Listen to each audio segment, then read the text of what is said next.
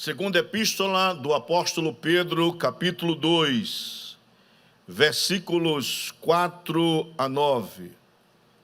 Porque se Deus não poupou aos anjos que pecaram, mas havendo-os lançado no inferno, os entregou às cadeias da escuridão, ficando reservados para o juízo, e não perdoou ao mundo antigo, mas guardou a Noé, a oitava pessoa, o pregador da justiça, ao trazer o dilúvio sobre o mundo dos ímpios, e condenou à destruição as cidades de Sodoma e Gomorra, reduzindo-as a cinza, e pondo-as para exemplo aos que vivessem impiamente, e livrou o justo Ló, enfadado da vida dissoluta, dos homens abomináveis, porque este justo, habitando entre eles,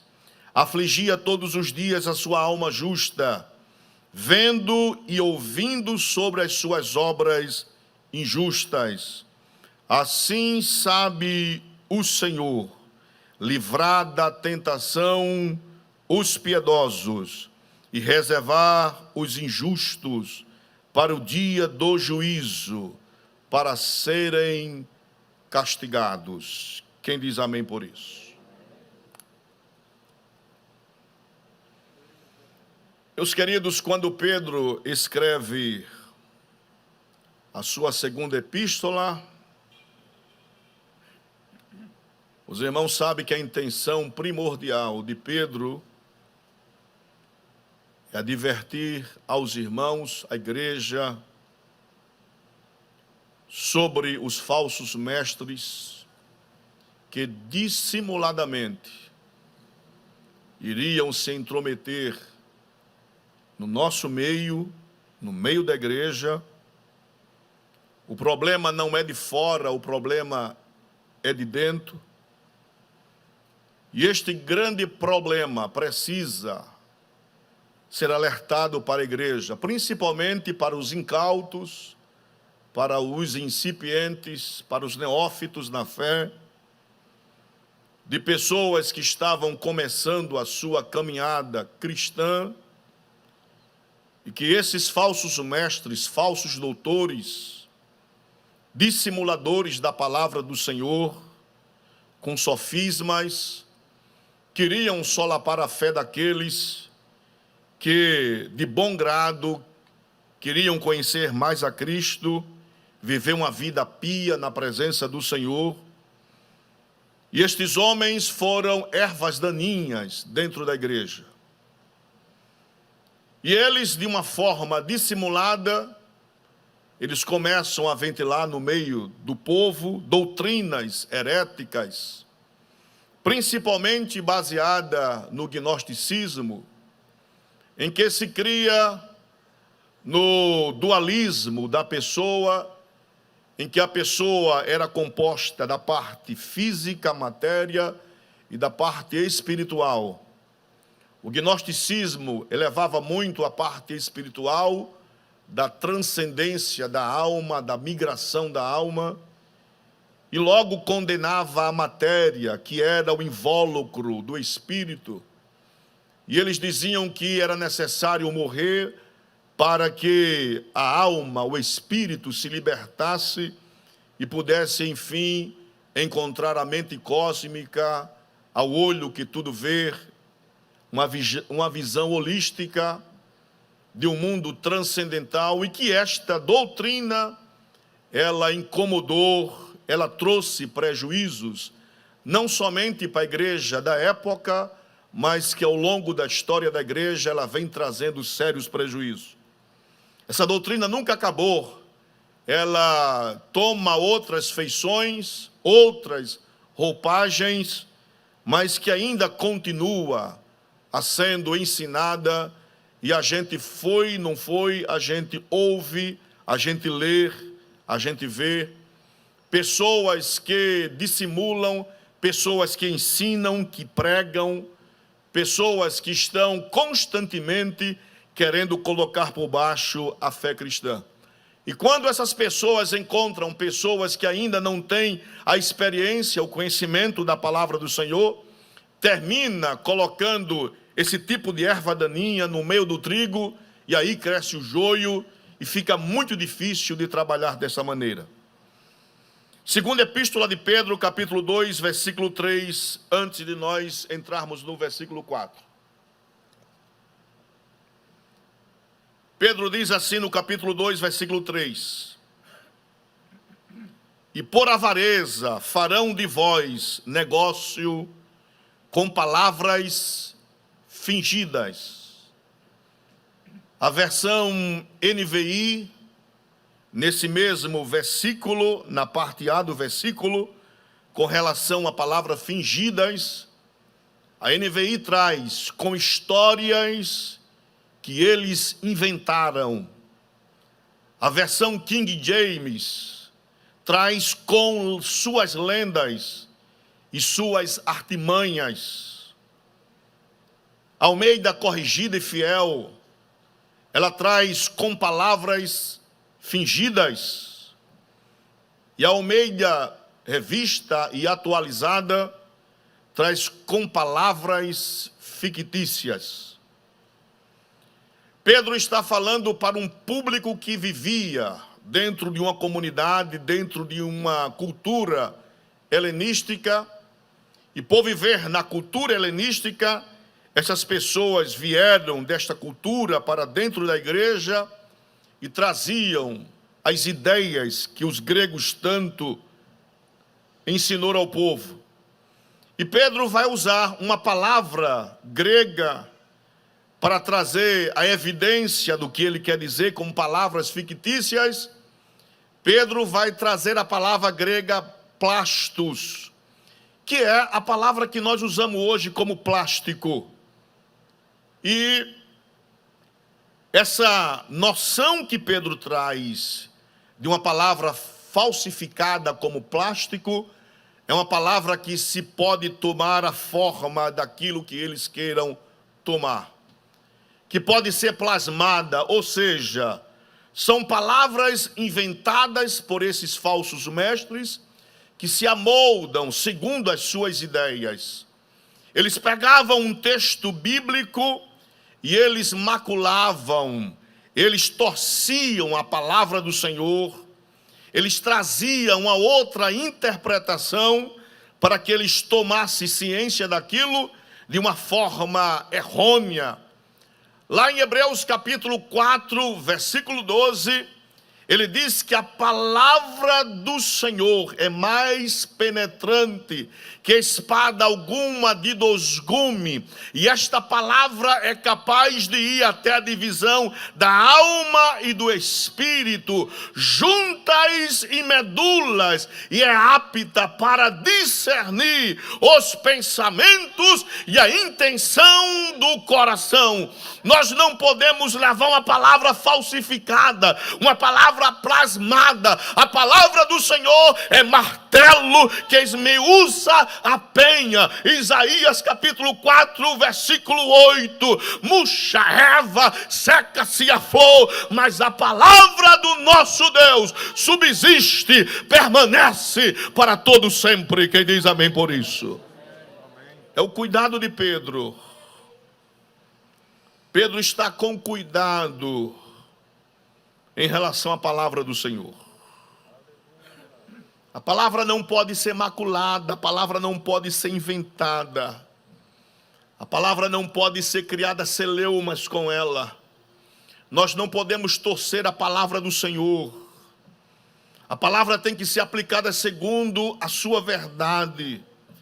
A palavra é inamovível, a palavra não pode ser quebrada. Nós que pregamos a palavra do Senhor, aos professores de escola bíblica dominical que estão aqui nesta noite, aqueles que me ouvem, aos pregadores, aos cantores, porque segundo John Wesley, Quem canta está pregando duas vezes. Ele está pregando pela letra e está pregando pela melodia. Aqueles que ensinam, nós que estamos no púlpito nesta noite, pastor Cláudio, presbítero Miqueias, pastor Paulo, pastor Hermengado, pastor Augusto Nicásio, pastor Maurício, nós não podemos ensinar ao povo palavras fictícias. A palavra tem que ser com um martelo que vai esmiuçar qualquer coisa. Nós devemos pregar a verdade, e a verdade custe o que custar. Nesta noite, louvado seja a santa e bendita palavra do Senhor. Glórias a Jesus. Amém. Palavra do Senhor. Esta palavra não é fruto de lucubrações nossas. Esta palavra não é fruto da minha ideia. Esta palavra não é fruto de achismo das pessoas. Eu acho, eu entendo. Você não acha nada, você não entende nada. É a palavra de Deus que é a nossa bússola. A palavra é o nosso guia. A palavra nos alimenta, a palavra nos fortalece, a palavra nos robustece, a palavra nos faz crescer, a palavra nos dá ciência, a palavra aumenta a nossa fé, a palavra abre os caminhos, a palavra transforma, a palavra levanta, a palavra é tudo em nossa vida. Glórias a Jesus. Glorificado seja o nome do Senhor. Amém. Versículo 4. Porque se Deus não poupou aos anjos que pecaram, mas havendo-os lançado no inferno, os entregou às cadeias da escuridão, ficando reservados para o juízo. Um texto, irmãos, um versículo envolto em mistérios, que o intérprete, ele tem que considerar algumas coisas. Nem tudo a Bíblia nos revela. O pastor Hernandes Dias Lopes diz: aonde a Bíblia se cala, nós não devemos ter voz. Aquilo que a Bíblia não revela, não cabe a nenhum intérprete dar uma interpretação naquilo que não está revelado na Bíblia. Esse mesmo texto é o texto que está na Epístola de Judas, no versículo 6. Sobre o juízo dos anjos que deixaram a sua primazia. Quem são esses anjos? Ninguém sabe. A Bíblia fala dos anjos que deixaram. E Pedro é categórico e diz, e Pedro vai começar no escalonamento, irmãos, de cima para baixo. Ou seja, ele vai decrescer naquilo que é mais primordial. Ele começa pelos anjos. Ele vai dizer que o mal metafísico que aconteceu nos ares, este mal com os anjos, Deus vai tomar juízo, a começar de cima, pelos anjos. Esses anjos que se rebelaram contra Deus, que Apocalipse fala de uma terça parte desses anjos, Pedro vai usar uma palavra para inferno, que no grego é Tártaros. Quando Homero escreveu a Ilíada, ele vai dizer, isso é uma história grega, mas que Pedro está traçando uma analogia para que a comunidade helenística entenda.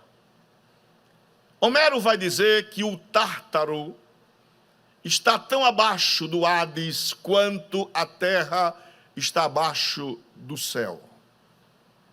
São cadeias abissais. O que Pedro está trazendo a lume é a evidência e a seriedade do juízo de Deus com esses anjos,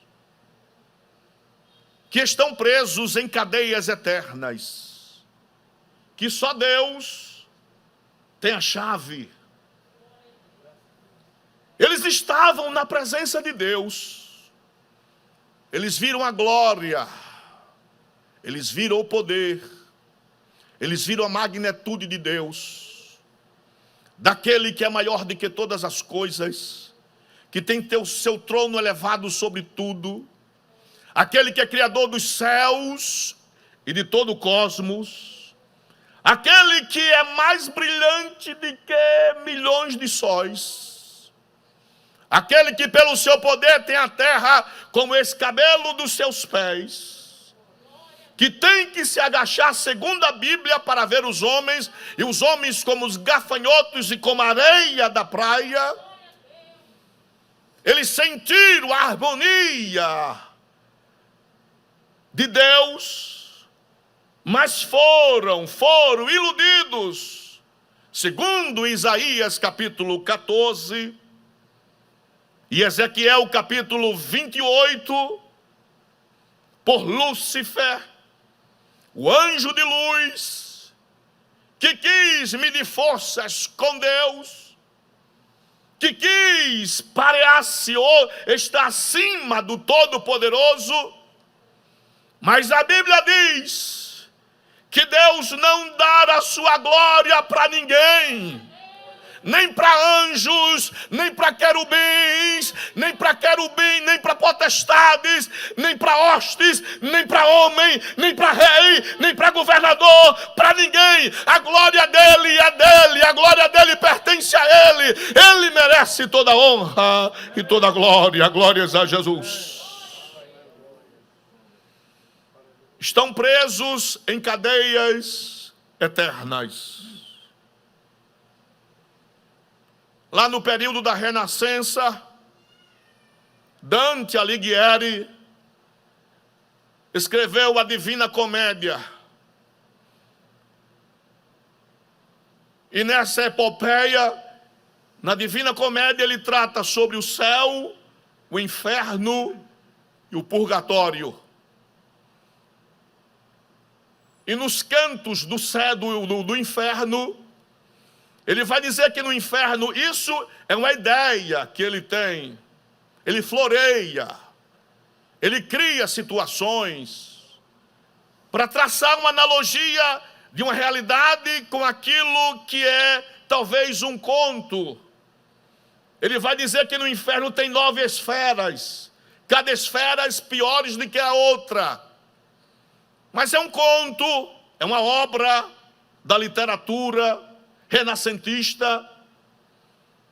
No século XVII, John Milton escreve Paraíso Perdido, com vistas no livro de Gênesis, para tratar da queda de Lúcifer.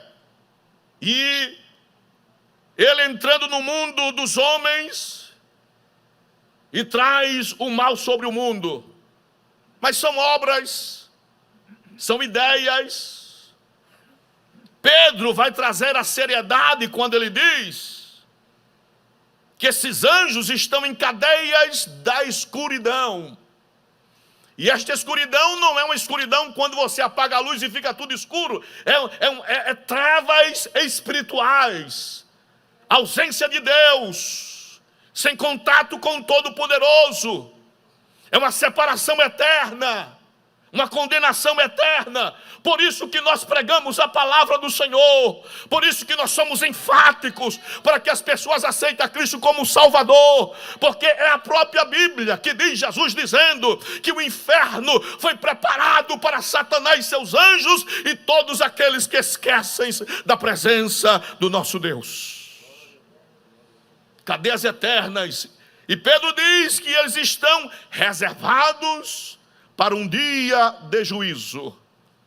E este juízo aqui é um juízo escatológico. Já está na agenda de Deus. Deus já marcou esse dia. Deus já reservou esse dia. E nesse dia haverá um juízo impenitente. Um juízo da parte do Todo-Poderoso. Quem glorifica a Deus por isso, levanta a mão e glorifica o nome do Senhor. Muitas pessoas afirmam que o Deus do Antigo Testamento não é o Deus do Novo Testamento.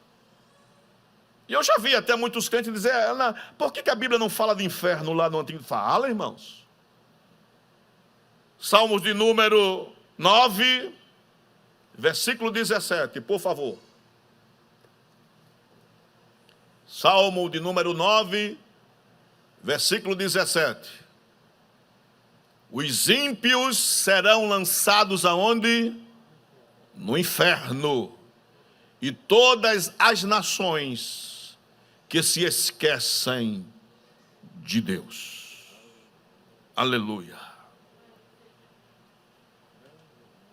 Há um juízo, irmãos.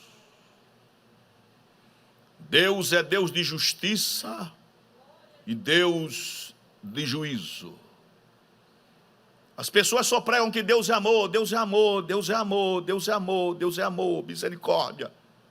E as pessoas, quando são ímpias, não, só Deus me entende, Deus sabe das minhas fraquezas. Sim, Deus sabe não somente das suas, e sabe da minha também.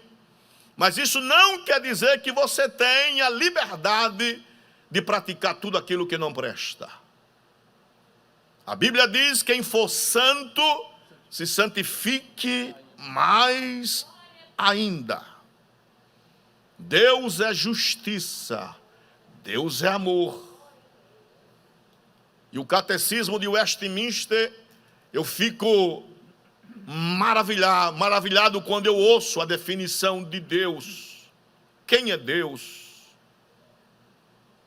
Deus é espírito imutável em seu ser, amor, bondade, justiça, verdade. Deus é o justo juiz. Deus dará a paga a todos os ímpios que se esquecem de Deus. Todas as nações, as nações zombam de Deus, os homens zombam de Deus, mas Deus tem o dia do juízo reservado para todos aqueles que esquecem-se da presença do Senhor. Versículo 5, por favor.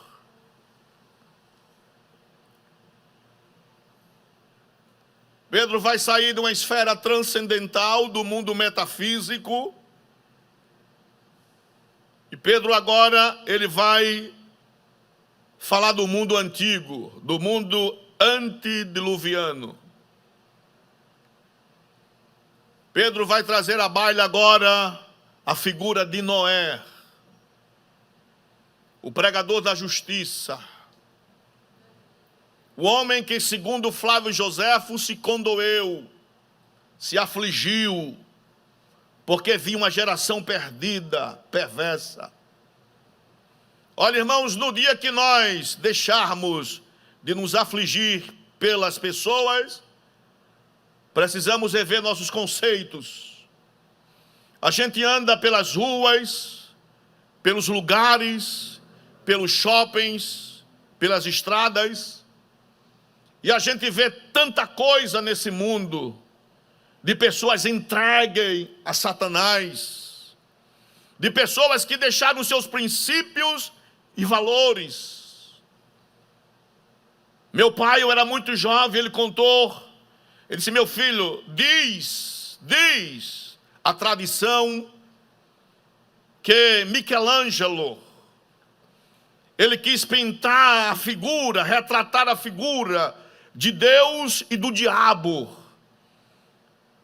E ele diz: achar uma pessoa que pareça com Deus, com uma coisa angelical, é mais fácil. Ruim é achar alguém parecido com o diabo. E ele saiu pelas ruas, procurando alguém para poder fazer alguma coisa parecida, e ele encontrou com um rapaz bonito, vistoso. Ele disse: esse rapaz dá para ser Deus. Ele levou e fez uma imagem. O problema agora é achar alguém parecido com o diabo. Ele disse: o diabo é uma coisa muito feia. Passou-se meses e meses e nada. Um dia ele sai pelas ruas encontra um homem na sarjeta, sujo, maltrapilho, cabelo grande, todo rasgado, as unhas grandes. Eles, pronto, pelo menos dá para aparecer o diabo. Ele levou para fazer. Quando o homem vê a figura daquela pessoa que ele colocou como um ser divino, ele começa a chorar. E ele disse: por que você chora? E ele disse: porque esta mesma figura sou eu. Eu fui abandonado, eu perdi a esperança, eu me entrei no mundo da bebedice e eu me encontro nessa situação, irmãos.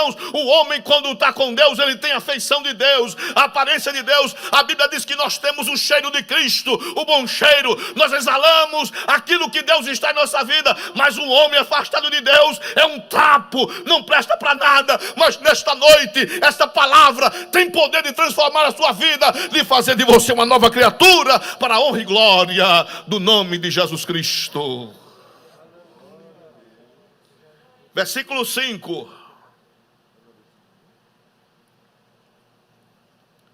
O mesmo Deus que não vai poupar os anjos é o mesmo Deus que não vai poupar os homens, os ímpios.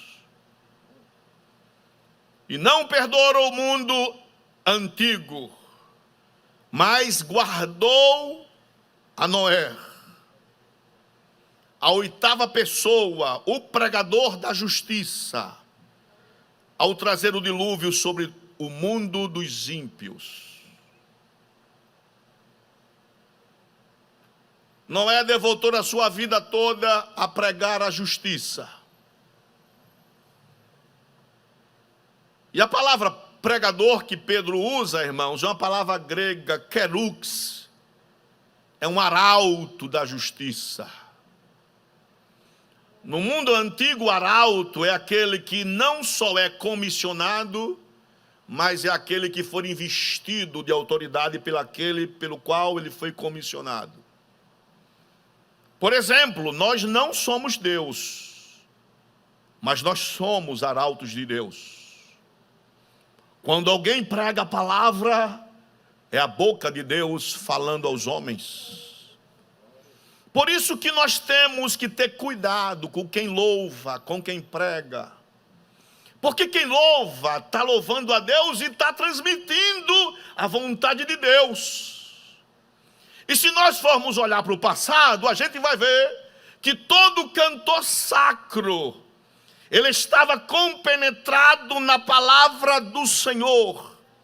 Os hinos, como os salmos, eles têm que ter uma centralidade em Cristo, em Deus. Quem canta tem que exaltar o nome do Todo-Poderoso. Quem canta tem que exaltar a grandeza de Deus. Quem canta tem que falar da fidelidade de Deus. Quem canta tem que falar da magnitude de Deus. Quem prega tem que pregar a palavra que transforma, a palavra que levanta, a palavra que transforma o mais vil pecador. Então o arauto é aquele que foi investido de autoridade daquele que o enviou. Glórias a Jesus. Nós estamos vivendo tempos difíceis. Pastor Maurício, que prega por vários lugares desse Brasil, sabe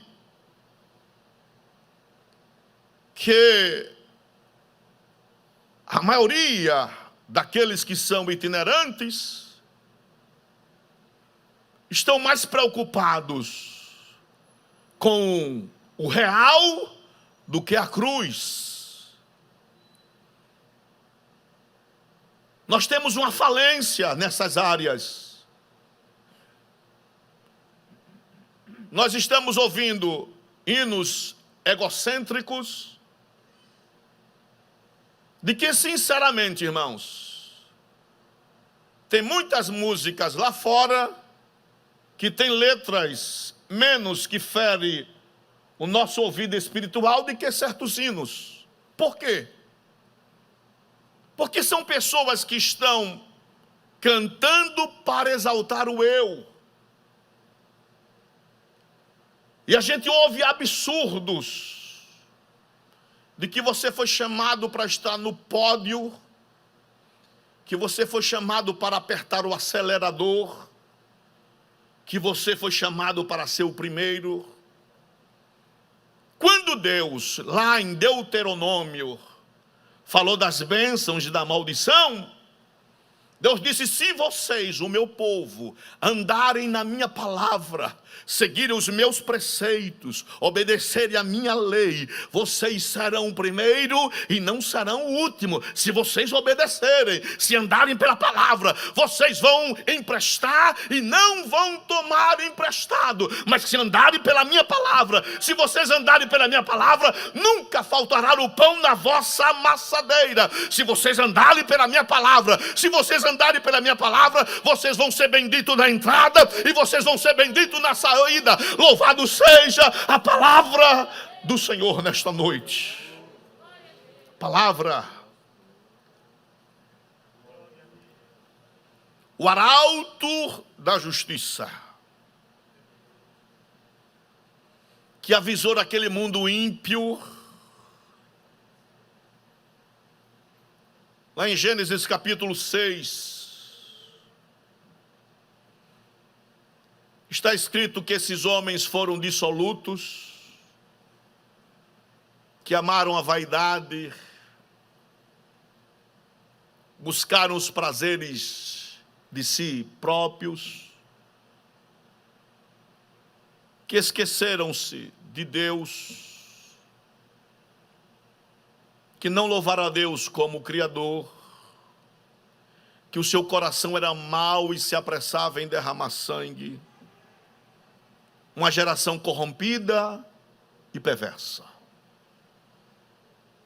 Que Deus disse: o meu espírito não vai contender mais com o homem, porque o homem é mau todos os dias. Irmão, Deus é muito bom, irmãos. Deus nos deu o oxigênio. As pessoas viram o que é oxigênio nessa pandemia. De pessoas que queriam respirar e não podiam porque o pulmão foi comprometido, as vias respiratórias. Deus é bom. Deus todos os dias dá o sol, dá a chuva, rega a terra. Deus é bom. Deus manda o alimento todos os dias. Deus manda a vestimenta. Deus é bom. Deus fez o mar, fez a praia. Deus fez as árvores comestíveis e as aves que servem para embelezar. Deus é bom. Mas o homem não considera isto. E muitos dizem que Deus não existe.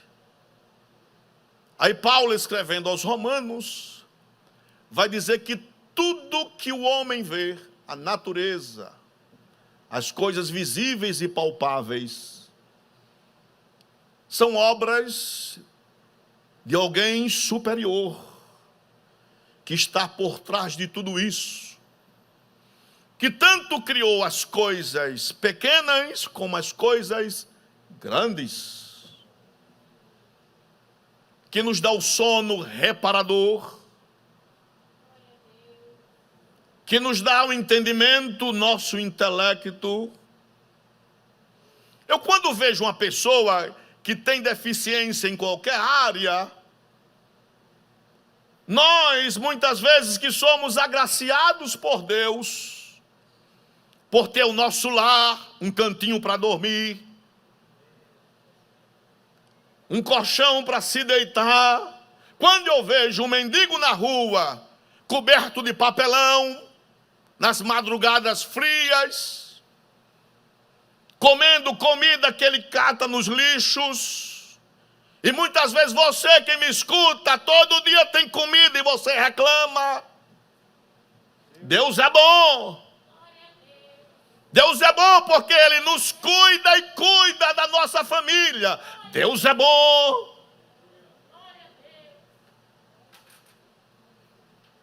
Mas o homem, a essência do homem é terrível, ingrata, insatisfeito com as coisas. Essa geração de Noé é uma geração que não entende a Deus, que não considerou a Deus. Aí Deus disse: eu vou acabar com todos. Deus dá um projeto de uma arca para Moisés, para Noé. Noé vai construir a arca. Noé foi ridicularizado, escarneceram dele. E Noé está aí pregando justiça. Se convertam. Deus vai entrar em juízo. A mesma coisa que a gente faz nos nossos cultos. A gente prega, a gente convida, aceita Cristo. Só não. E muitas vezes a pessoa diz: eu vou viver minha vida, estou muito jovem, preciso gozar. Agora, quando a doença chega, vem para a igreja, pede oração, pede visita, pede unção, mas não querem viver piamente na presença de Deus. E Noé, avisando, se afligindo, Deus vai entrar com justiça, Deus vai entrar com justiça, Deus vai entrar com justiça. E o povo faz pouco ouvido daquilo que Noé prega. Mas o dilúvio veio. Jesus vai voltar, irmãos. A trombeta vai soar. Este mundo vai passar por juízos de Deus. Este mundo vai passar por sofrimentos da parte de Deus. Porque não reconhece a Deus como Criador, nem a Jesus Cristo como único e suficiente Salvador.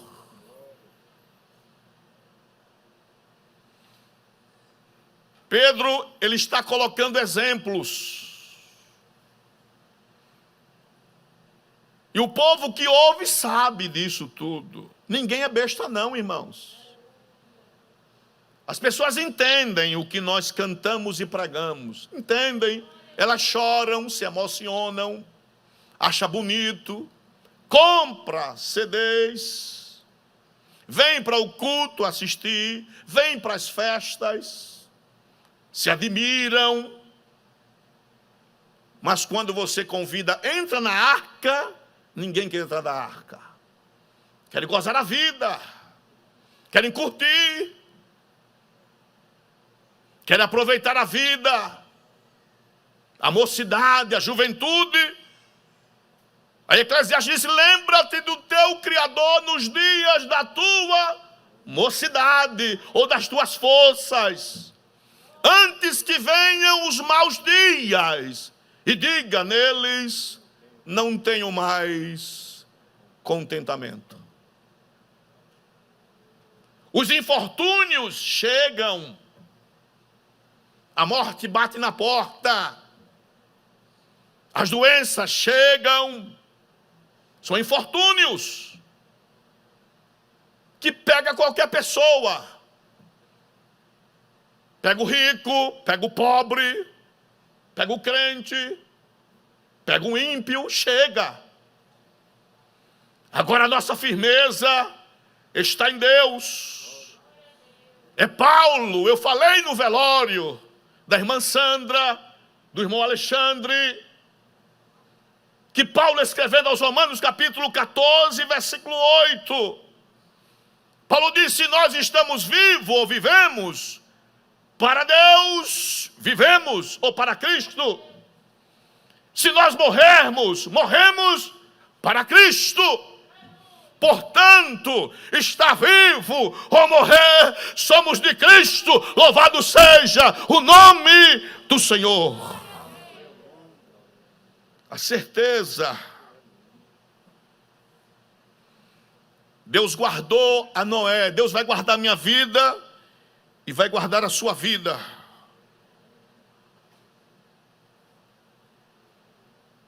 Semana passada eu estava vendo um vídeo de um jovem, de um garoto até. Na época ele devia ter aí 12, 13 anos, um jovem. Em uma igreja que eu fiz parte dela antes de vir para cá. Deus tomou aquele jovem e ele profetizou uma coisa linda. ele exortou a igreja, ele alertou a igreja, e aquilo nos comove, nos alegra em ver um jovem sendo utilizado como instrumentalidade de Deus. Mas hoje ele esqueceu-se de Deus, se enveredou por caminhos que não agradam a Deus, deixou o primeiro amor. A Bíblia diz: lembra-te de onde caíste e volta ao teu primeiro amor e a praticar aquilo que tu fazias antes. Glórias a Jesus. É Pedro que está falando. Versículo 6.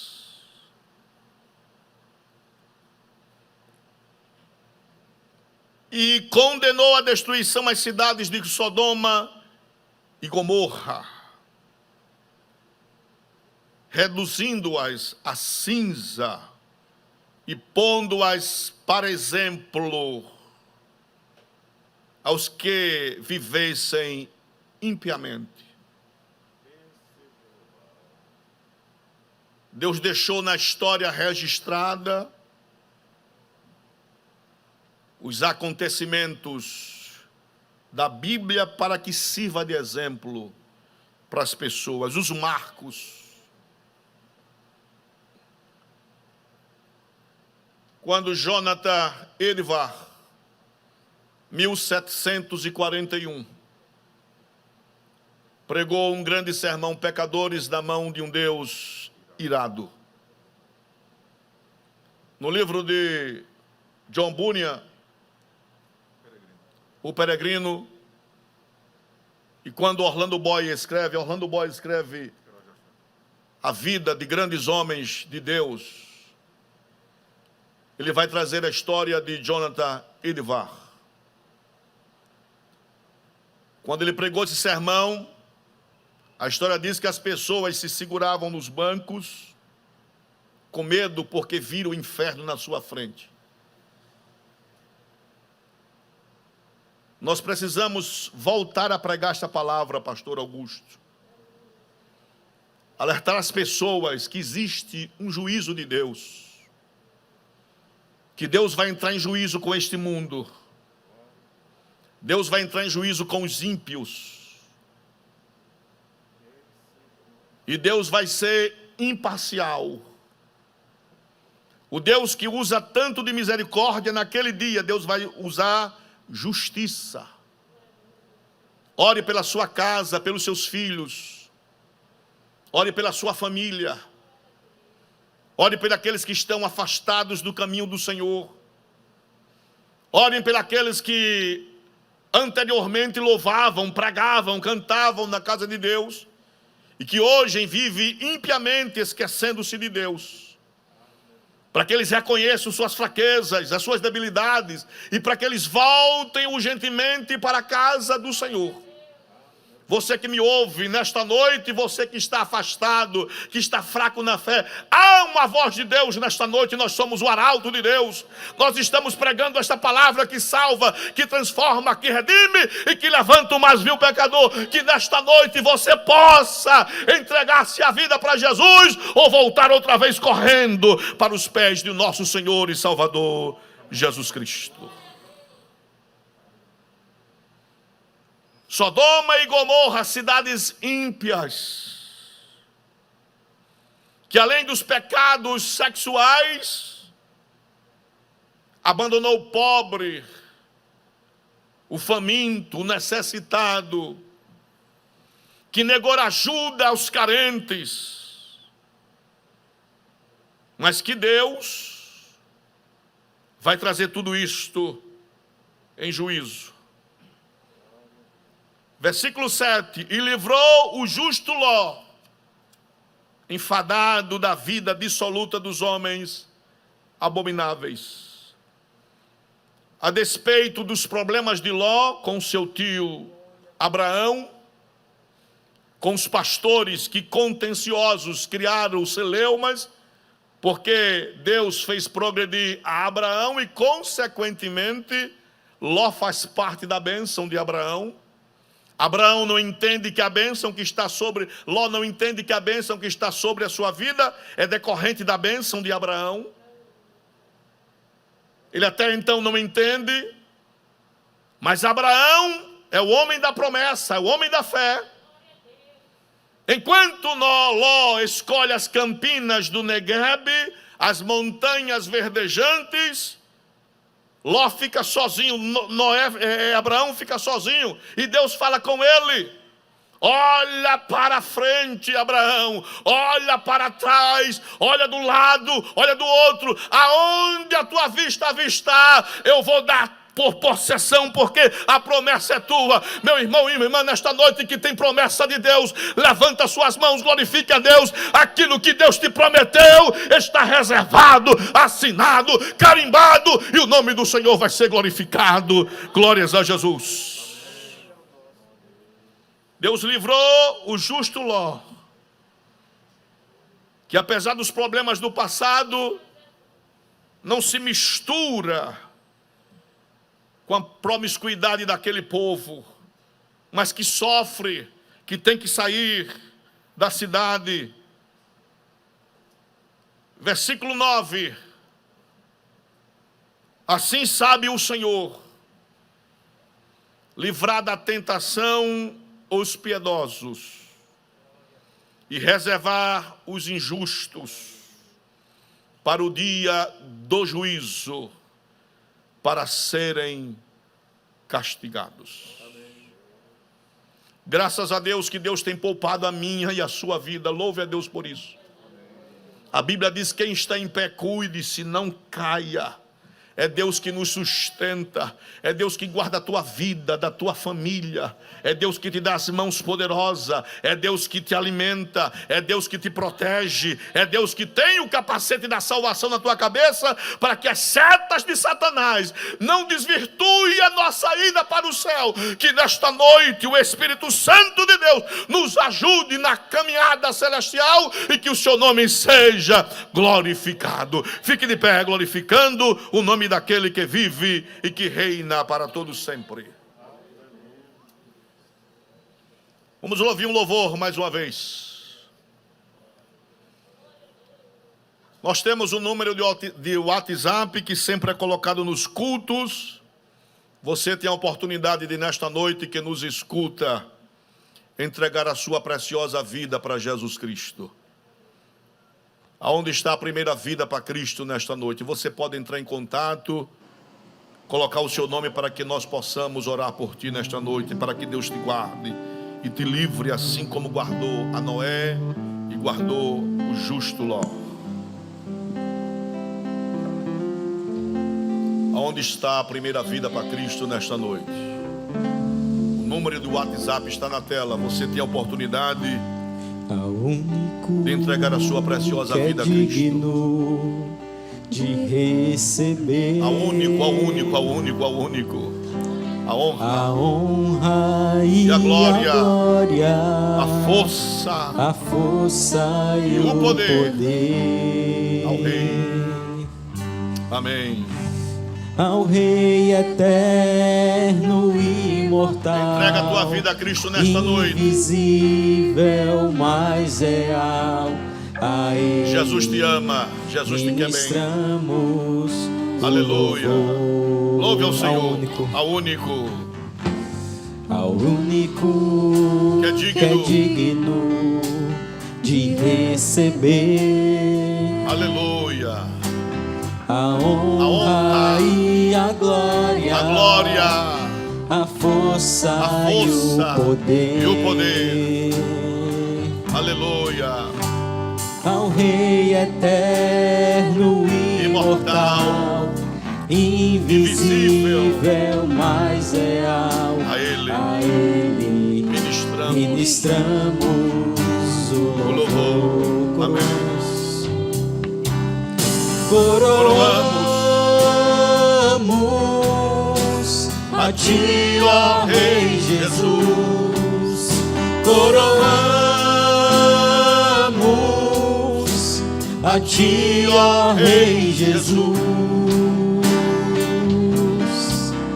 Adoramos o Teu nome, nos rendemos aos Teus pés.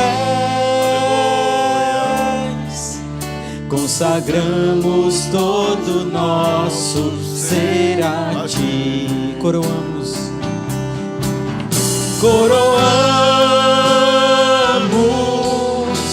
a ti, ó Rei Jesus.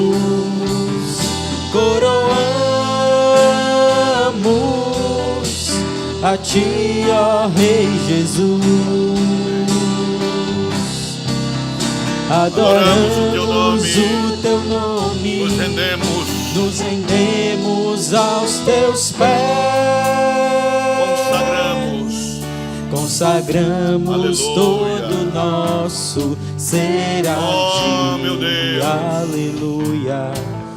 Consagramos todo nosso ser a ti, aleluia. Consagramos todo nosso ser a ti. Aleluia. Não esqueçam, irmãos, amanhã teremos consagração a partir das 9 horas. Domingo pela manhã, às 8h30, já começando a escola bíblica dominical.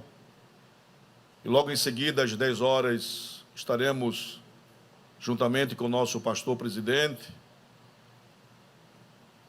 consagrando os elementos da Santa Ceia, que você possa vir e adorar o nome do Senhor. E à noite, no culto de missões, tragam a sua oferta missionária, para que nós possamos também, de uma forma muito especial, estar contribuindo com vidas que estão sendo ganhas para o reino do Senhor. Amém?